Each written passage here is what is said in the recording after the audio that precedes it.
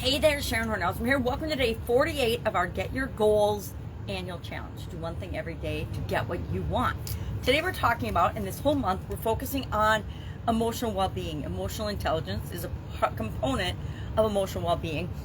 So one of the tools I actually started using for the first time last year, and I will admit right now, I only did it for a short period of time, but I went back and I looked at last year's challenge and only committed to do it for a week. I did do it for the whole month of February and a few times during the year after that, but I didn't make it a daily habit. I don't even remember why now, but I'm sure life got busy and in the way like it always does, and I wasn't committed to that specific tool as one I was going to use consistently every day or on a regular basis even. But I'm thinking this year I might hold myself a little more accountable, and I'm probably just going to add it to my gratitude journal that I started doing this month as well. And I'll just make the mood part of it part of my everyday gratitude practice, because I ask myself similar questions in my gratitude journal as I do with respect to my moods anyway. So what is a mood journal? Why do we want to keep one? What could it and how could it help us? And it's not the kind of thing you have to do all the time or ever if you don't want to, but it's a quick and easy way to help us get in touch with our emotions. It helps us to identify our emotional patterns. It helps us to recognize triggers, because we're all triggered by certain things. There are certain phrases that my ex-husband used to use with me all the time. And now if anyone uses those, I have to steel myself to not react to those triggers in the way that I was conditioned to react to them. So it wasn't necessarily always positive, right? We have to recognize our triggers, and then it helps us to develop empathy and understanding for our own emotions and moods and feelings, as well as those of others. And that's where I need the biggest help personally, is identifying the moods of other people, not taking it personally, and just going with the flow of it. So I am going to do the mood journal for a while. At least I'm going to add it to my gratitude journal. That will force me to think about it every night before I go to bed at a bare minimum. But for this exercise, how do we use a mood journal? Well, we set a goal, which is all about what we're doing this year. What kind of moods do we want to be in? What kind of emotions and feelings do we want to experience more often? We have to know where we're going and have a target before we have any chance of getting there, right?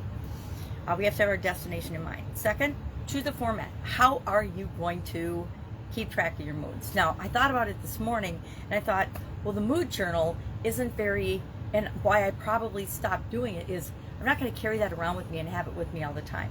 However, I could take a 3x5 index card, fold it, stick it in my pocket, and then when I notice something or observe something or feel like I'm in a certain mood that I want to feel less of, or one that I want to feel more of, I can just jot it down on that note card and then have it in my pocket. It has to be something, for me, light, easy, flexible, can carry it around in a pocket, etc. Or we could do it on our phones. There's apps for tracking moods and mood journaling and things. Depends how in-depth or complicated you want to get. Or do I want to I could do voice record messages on my phone. I could take notes and just record them. Or I could just text myself or something. But what format do we want to use to capture our moods? Third, we want to record our emotions. We want to just keep track, and part of the journal is keeping track and knocking out what kind of moods we're feeling and emotions we're feeling. Fourth, we want to identify our triggers. And I think this is probably the most valuable part of doing a mood journal or paying attention to our moods, is figuring out what things trigger us positively and what things trigger us negatively, and then deciding that we're going to change those triggers that affect us negatively and experience more of those triggers that give us positive moods and emotions. And finally, we're going to develop strategies for those triggers. When we notice a bad trigger, what are we going to do about it? I still have to, when certain people call me on the phone, take a deep breath, breathe before I answer the phone, kind of steel myself for whatever's coming next. Sad but true. So what's our action item today? We're just going to pay attention to our moods today. We're going to pay attention to if we're feeling stressed, if we're feeling positive, if we're feeling happy, sad, overwhelmed, frustrated, delighted, excited, curious, secure, insecure, comfortable, uncomfortable, in pain. I have had chronic pain my entire life. So pain is something that I, a long time ago, had to learn how to compartmentalize and deal with so that I could actually live my life. But we're going to pay attention to our moods. And what I like to do is I like to ask myself questions as I'm paying attention to it, which was part of my mood journal before. And it may or may not be this time because I don't ask myself the same questions every day. But some good questions are, what mood did I feel most today? Or what mood did I want to feel that I didn't feel today? Were most of my moods in a positive and felt good to me, or were they negative and felt bad to me? How do you feel first thing in the morning as soon as I wake up? How do you feel right before you fall asleep, right before you go to bed? What are you grateful for? What are you proud of? What do you wish you'd done differently or said differently or felt differently? What did you do well? What are you happy the way it went with during the day, etc. And then, what worked well, what didn't work so well. So you have to develop the questions that speak to you and work best for you. These work for me, but I'm tweaking them and changing them all the time, just like my gratitude journal. It's like, well, what are you grateful for? Well, sometimes we need more prompts than that.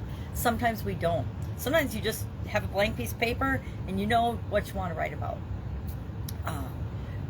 I know that I feel like I'm pushing writing things down and journaling a lot because I know how powerful a tool it is, and most people will never do it. So I will encourage you, and I will encourage myself to continue to do it.